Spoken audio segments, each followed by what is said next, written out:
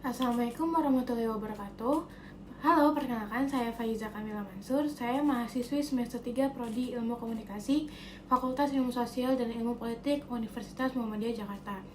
Demi memenuhi tugas ujian akhir semester mata kuliah Psikologi Komunikasi, pada kesempatan ini saya akan menyampaikan materi tentang karakteristik manusia komunikan.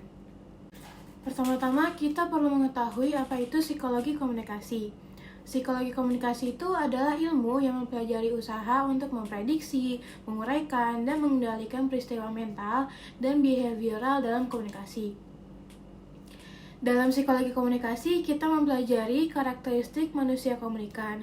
Nah, dalam karakteristik manusia komunikan ini terdapat faktor-faktor personal yang memengaruhi perilaku manusia. William McDougall mengatakan bahwa faktor-faktor personal lah yang menentukan setiap perilaku manusia. Ia menekankan faktor personal begitu penting dalam menentukan interaksi dalam bersosial dan bermasyarakat. Sedangkan di sisi lain, Edward Ross berpendapat lain. Ia menegaskan bahwa faktor situasional lah yang utamanya membentuk perilaku pada setiap individu. Menurutnya, perilaku dibentuk dalam behaviorisme, situasi, dan keadaan sosial masyarakat. Faktor personal berupa insting atau nalurilah yang menentukan setiap perilaku manusia.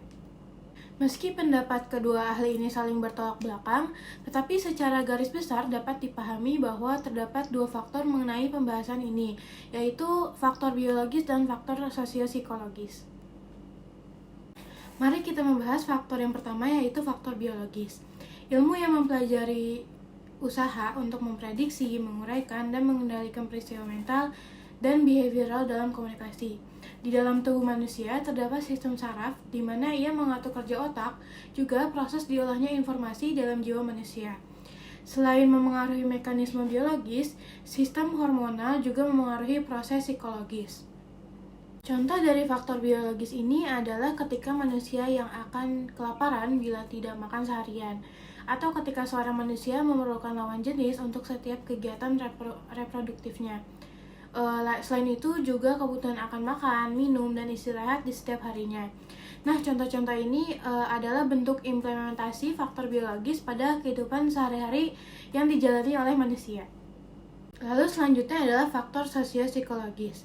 Terdapat 3 komponen di mana proses sosial memperoleh beberapa karakteristik yang memengaruhi perilaku manusia sebagai makhluk sosial, yaitu afektif, kognitif, dan juga konatif. Kali ini kita akan membahas salah satu komponennya, yaitu afektif. Komponen afektif ini terdiri atas motif sosiogenis, sikap, dan emosi. Yang pertama adalah motif sosiogenis atau yang bisa juga kita sebut dengan motif sekunder. Motif ini sangat menentukan dalam terbentuknya perilaku manusia. Abraham Maslow mengklasifikasikan motif ini sebagai berikut. Yang pertama adalah kebutuhan akan rasa aman, yang kedua kebutuhan akan ketertarikan dan cinta, lalu kebutuhan akan penghargaan, yang terakhir adalah kebutuhan akan pemenuhan diri. Yang kedua adalah sikap. Sikap merupakan kecenderungan seseorang untuk berperilaku dengan cara-cara tertentu terhadap objek sikap yang bisa berupa benda, orang, tempat, gagasan, situasi, ataupun kelompok. Sikap juga dapat menentukan apakah seseorang harus pro atau kontra terhadap sesuatu, seperti menentukan apa yang kita sukai, apa yang kita inginkan, atau yang kita harapkan. Karena inilah sikap mengandung aspek evaluatif. Sikap dapat diubah karena sikap timbul dari pengalaman yang artinya bukan murni dari bawaan lahir, tetapi hasil dari belajar. Yang terakhir adalah emosi.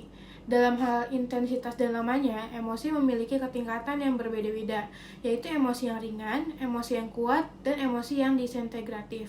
Tetapi emosi bukan hanya tentang kemarahan ya, emosi bisa dirasakan ketika seseorang merasa bahagia, sedih, takut, kalut, dan lain-lain.